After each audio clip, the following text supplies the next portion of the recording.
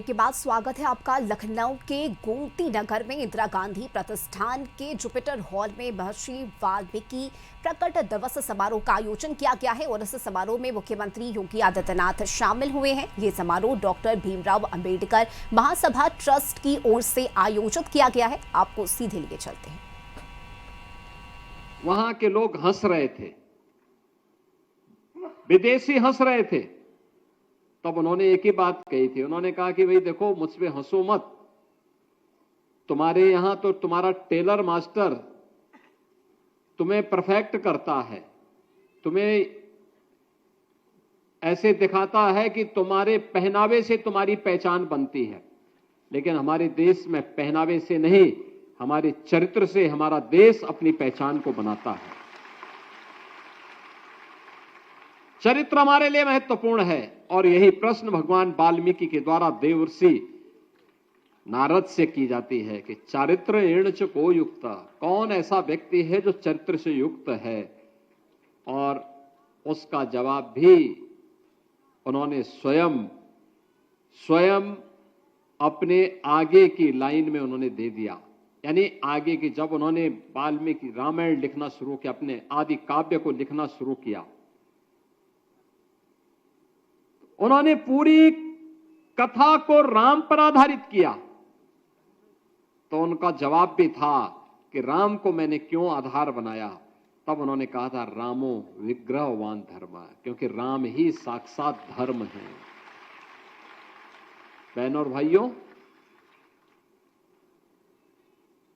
पूरा मानव समाज कृतज्ञ है भगवान वाल्मीकि का,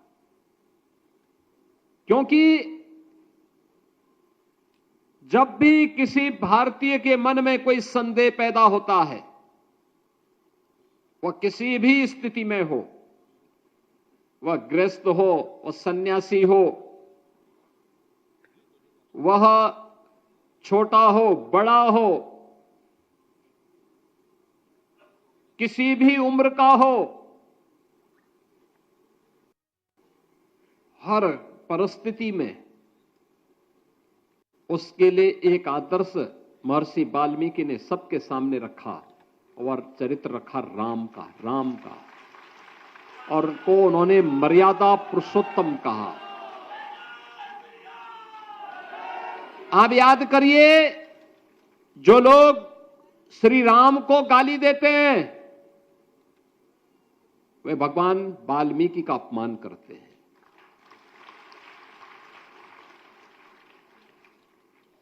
और जो भगवान वाल्मीकि का अपमान करते हैं वे भगवान राम का भी अपमान करते हैं।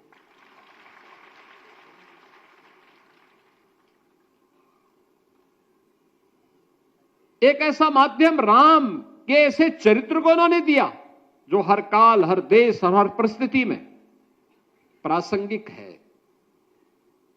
भाई का भाई के साथ रिश्ता क्या होना चाहिए, पिता और पुत्र के बीच में, मां और पुत्र के बीच में, राजा और प्रजा के बीच में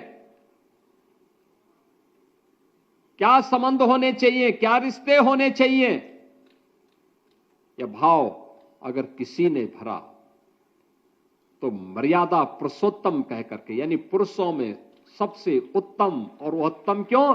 क्योंकि उन्होंने एक मर्यादा तय की है हर एक कार्य की। उस मर्यादा की लक्ष्मण रेखा को कभी राम ने उल्लंघन नहीं किया, और यह आदर्श किसी ने दिया तो भगवान वाल्मीकि ने हम सबके सामने प्रस्तुत किया।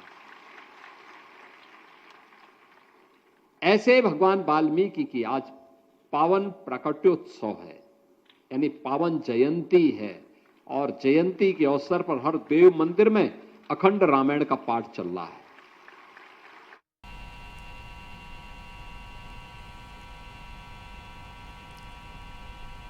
चलिए आगे बढ़ेंगे।